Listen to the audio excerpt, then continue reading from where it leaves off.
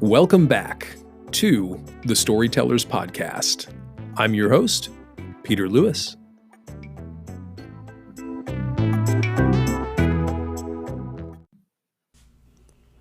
Did you ever see the day that we would be back here again? I was honestly surprised because December of 2020 was the last time I updated, and it has been just about 4 years since I last even thought about this project. And lo and behold, I said, I'm going to go take a look and see what's been going on. So I log in, and to my amazement, there have been people listening to these 9 episodes for 4 years. And I was completely unaware of it. And to me, that is absolutely incredible. So thank you to all of those who are new listeners, to those who will see this and be just as surprised as I am, and to those who are maybe just coming across this for the first time. But I'm back. Here we are. What started out, honestly, as just a fun project took a couple variations, and again, nothing earth-shattering. I was a COVID podcaster. There was nothing better to do, so we shut ourselves in and said, let's record our lives. Let's just come up with something entertaining while we're all shut in. And what now seems as history, we're revisiting right now with this podcast. You know, it started off for me as just a hobby, something because I enjoy voice recording and the study of voice and voice acting. And this was just honestly like a journal for me to tell about the things I'm learning, the things that I enjoy researching, what's inspiring to me. And so when I went back, honestly, I started listening to some of the early episodes earlier this week, and I said, I was having a lot of fun. And it kind of came across as, what happened? Where did I go? Why did this just fall off the end of the earth? And that's kind of why I'm back to revisit this today, is with a brand new episode. So I really love putting these together, and I'll share most of the updates and how that kind of ties into storytelling for today's episode. But I can't say this will be the most consistent thing, but for the amount of traction the show has had without me touching it for 4 years shows that there's interest for more. And so let's dive in like we did before and start off with what we always start off with, is a story.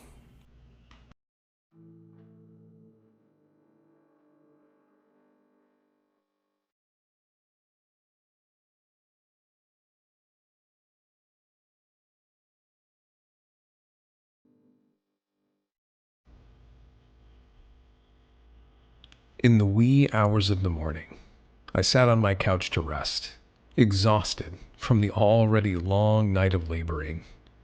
Things were progressing well, and then a lull hit. My eyelids felt heavy as iron, and the couch a cloud, upholding my weighty, tired self. My friend told me to get some rest, and they would keep an eye on my laboring wife. She was doing such a great job, and just needed some rest as well. As I lay down, I began to ask questions. How is my other kid doing right now? Are they sleeping well? Should I make coffee? How soon until I get to meet my son? The questions seemed to replay over and over in my head like a skipping record as sleep overcame me. What felt like hours later, I was jolted awake to the sounds of my friend saying, "Come quick." I glanced at my phone, realizing only a mere 20 minutes had transpired. But those minutes felt like days for how tired I was. I ran into the other room just in the nick of time to see my son being born. Crying, laughter, and an absolute mess. It was the most stimulated wake up I probably could have ever asked for in my life. But it didn't matter. I finally got to hear those 2 precious words. He's here. We couldn't help but just laugh as I glanced at the clock. 1:28 in the morning. The following moments felt almost like a sigh of relief as the midwife took the vitals of our new child, as he sat there, unaware of the waterfall of love that was pouring over him. An hour or so later, everything was clean, our newborn was fed, my wife was asleep, and my tired self hit that pillow of my own bed, next to my wife, next to my son, knowing that in a short hour and a half I'd be up to greet my daughter and start the day, and let her know that last night our family grew.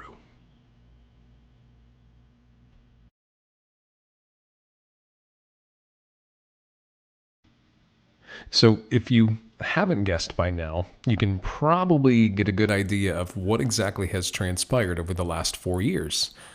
We got a cat, and it's been awful ever since. No, I'm kidding. We had kids, and we moved. No longer living in the state of Washington, but now hailing from the beautiful, beautiful flat land of Texas. It's been a wild ride, honestly. And this kind of segues into what I wanted to talk about today with stories and really overcoming challenges. You know, in that story I just shared, it was very much what the experience of having kids is like. You know, my wife, who is a absolute warrior, we've had 2 kids now. We have one child who is coming up on 4 years old and another one coming up on 1. And if there's anything I've learned is kids make great stories. In their own heads, they have this big imagination, and when you begin to hear their ideas, it's kind of mind-blowing, the creativity they can have. And even as someone like me who's an adult, it's kind of embarrassing to be like, my ideas aren't as good as yours. I like, ice cream volcanoes and stuff like that. Why would we not have that? But anyway, so when it came to this birth process, birth is a beautiful story. There's a beautiful conception, and then this little being grows inside of my wife twice, and then when the time comes, this labor process begins, and even labor itself is such a big story. But my wife, she fought for hours and hours and hours through pain, through hitting a wall where she couldn't get past where she was, and then all of a sudden, ta-da, like they're here, and all that is past. And it's beautiful because there's such a sweetness that happens when you overcome a trial. And I began to realize that nearly every story I've ever read, minus Clifford and the Big Red Ball or something like that, everything is based around overcoming a trial. In stories, it might be someone trying to accomplish something or move past something or overcome a fear. But really, that's what makes a story, is trial. It's what people want to see is, it's the ability to overcome something and get to that sweet victory on the other side. It honestly reminds me a lot of when I took some acting classes too. I had asked my teacher, and I said, hey, why did you get into acting? You've been in some really cool movies, and I'm just curious to know, is it because you wanted to act, or what did it do for you? And he said for him, it was a very therapeutic process because he learned how to process emotions. He was someone who, growing up, really did not have the capacity or even the environment to safely share emotions, pain, sadness, sickness, joy. It was very much a monotonous lifestyle that he had to live because of his parents. And he said when he started taking acting classes, he had to finally convey the emotions he had never been able to. And because of that, it tore his walls down. And when he realized how free he could feel by having a safe place to do that, that's what made him wanted to get into teaching. And so I thought that was such a beautiful story that he shared, and that really even encouraged me to get into acting as well. But back to the birth. So my wife's going through this process. Hours go by, and I am just dead tired. I have nothing to give. I have done just about everything as possible as far as being of assistance. And at this point, it's just in the hands of the midwives. And hours passed. I get told, go lay down, go take a nap. We'll call you when it's time. 20 minutes later, I sprint into the room, and voila, child has arrived.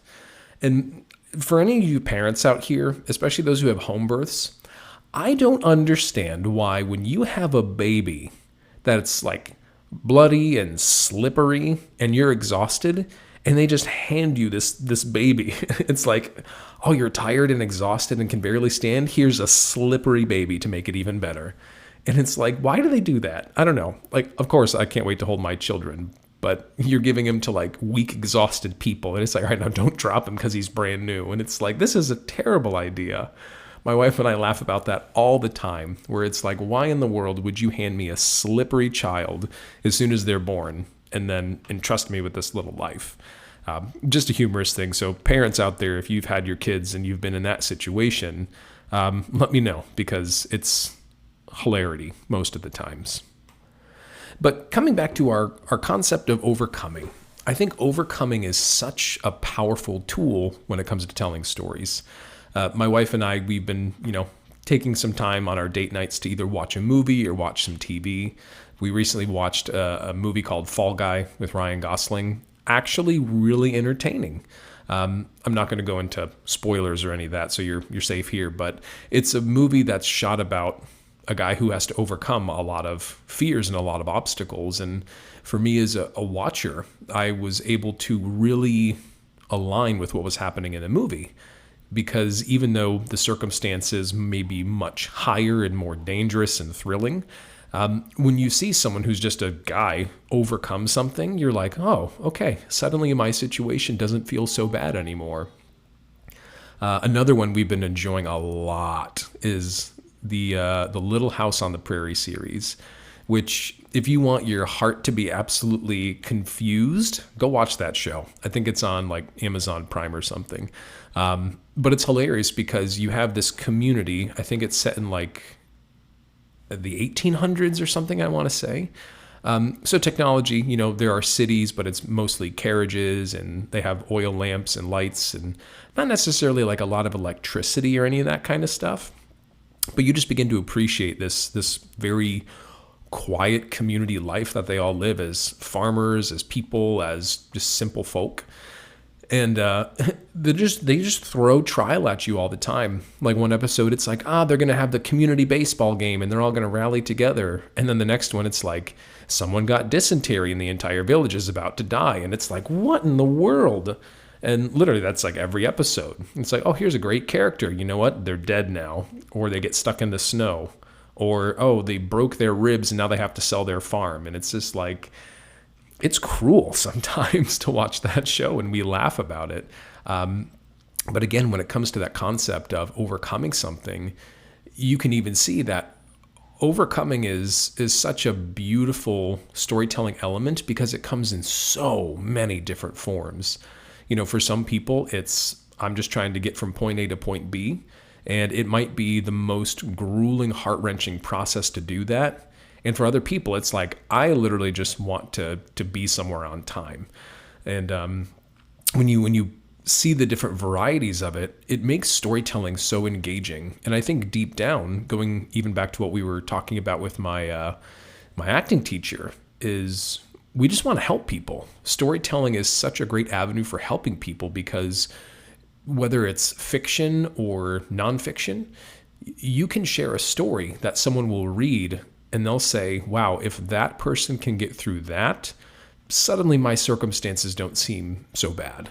And I think many, many years ago when I was telling about the power of storytelling, you talk about like someone's testimony, I'm a person of faith. And so when I hear people's breakthrough in life about how God took care of them, I get myself encouraged by that because I hear what has happened for them can easily happen to me as well.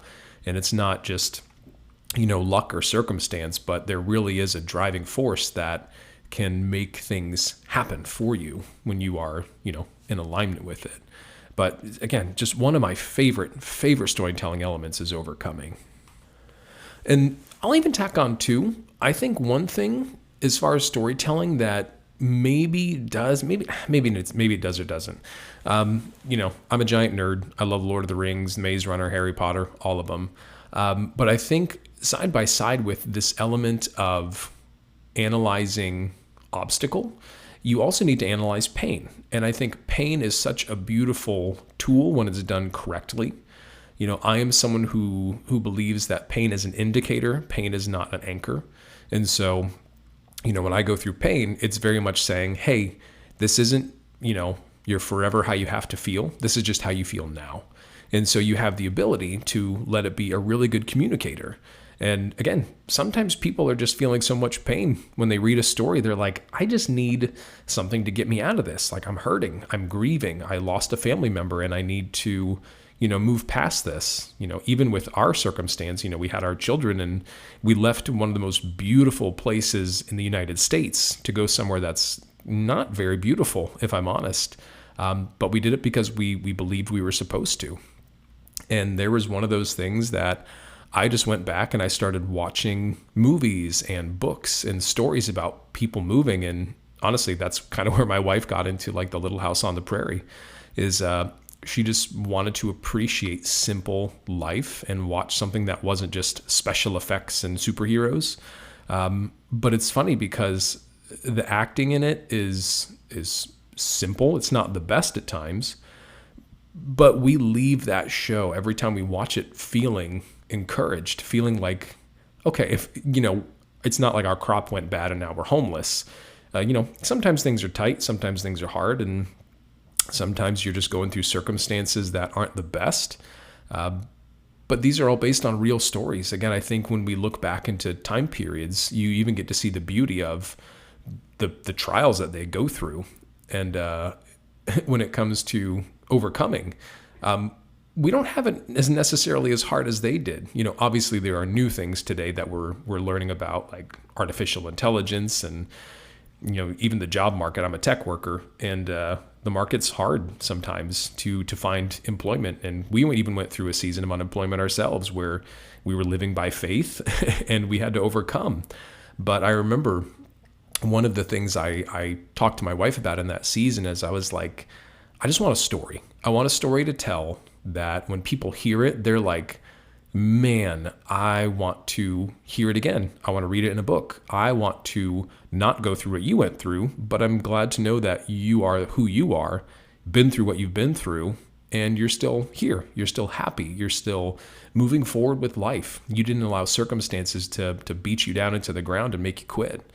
And so when it comes to stories, and, for anyone who's a writer, I'd highly encourage you, use your stories, use your pain. You don't have to, go first person and say, here's exactly what I went through.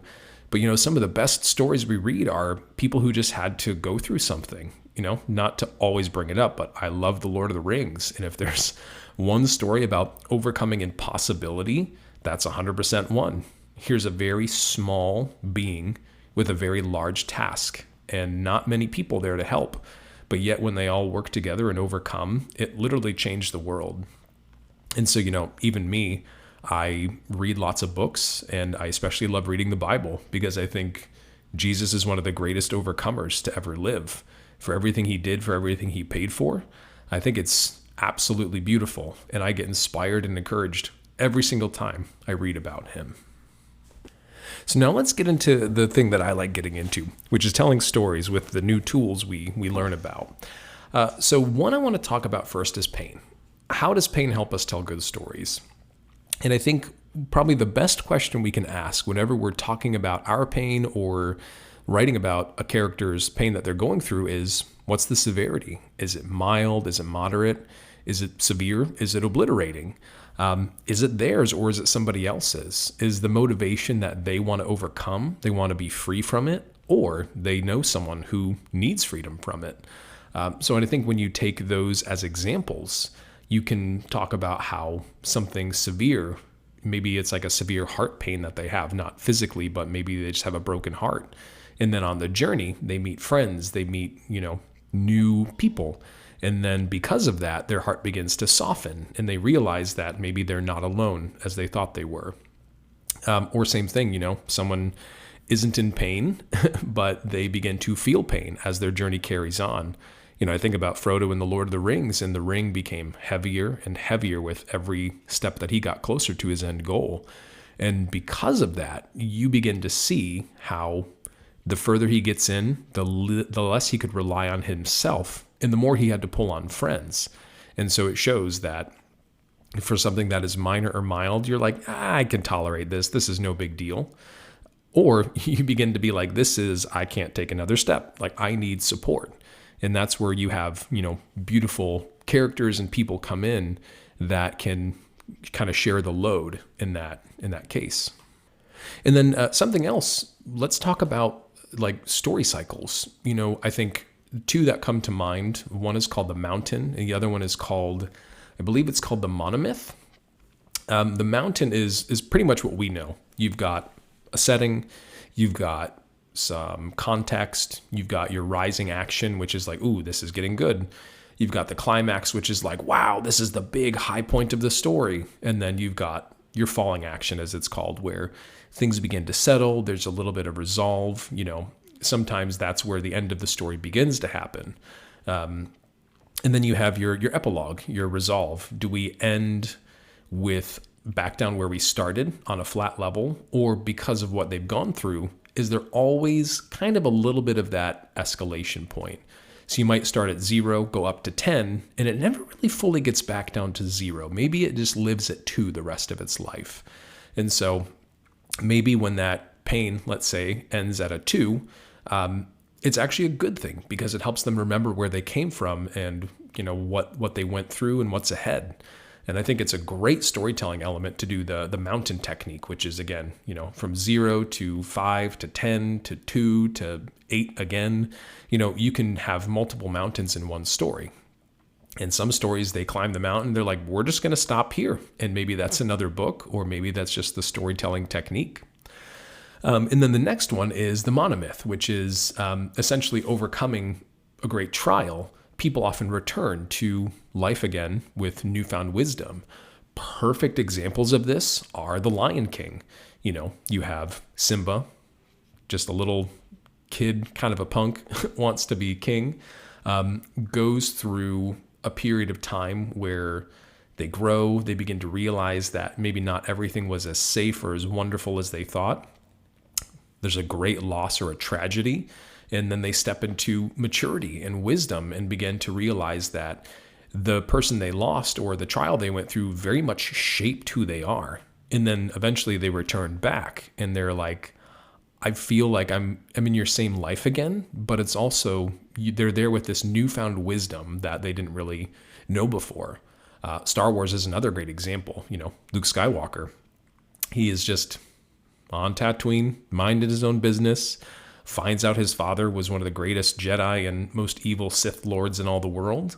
Spoiler, sorry, love Star Wars. If you got this far in life without knowing what happened back in, the 80s, then I commend you, but go watch it. But he learns about the Force, and his life is never the same after that because he discovered this wisdom and that literally was surging in him the entire time because of who he was. And so again, it comes down to, in The Lion King and the Star Wars, they both had pain points, whether it's loss or tragedy or, war. And there's personal pain, but there's also like greater world pain that they're associated with. And because of what they find, what they discover, they're able to then be a beacon of hope, be a figurehead of, well, if they're here and they can do this, then I'm going to follow them. And then you start to see, communal help. You begin to see people rallying together for a purpose. And I think, when we take these elements into our storytelling, the options and the possibilities are absolutely endless.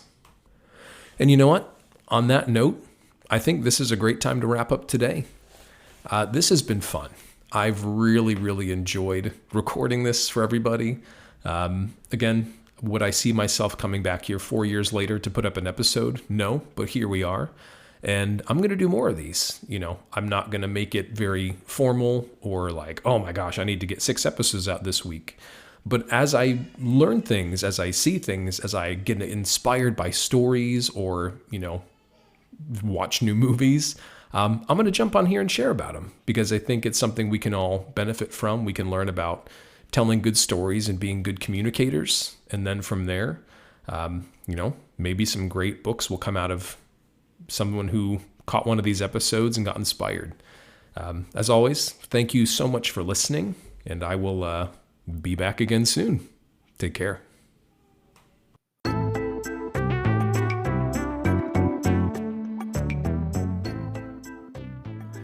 Thank you again for tuning in to this episode of the Storytellers podcast. We will see you next time.